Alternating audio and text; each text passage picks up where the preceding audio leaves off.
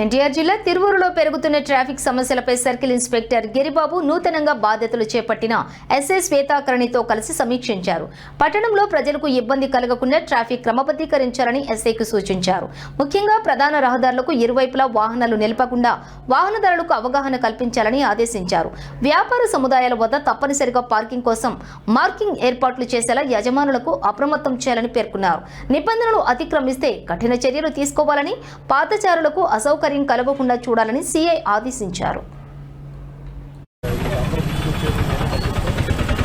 అంటే ముందు మనం ప్రాబ్లమేటిక్ ప్లేసెస్ ఐడెంటిఫై చేస్తాం. టాక్టికల్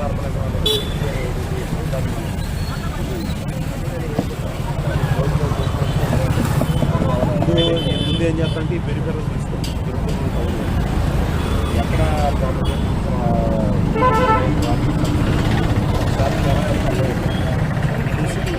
ఫస్ట్ ఆ పాయింట్ వచ్చి తర్వాత అడ్డంగా ఉన్న బ్లాక్ స్పాట్స్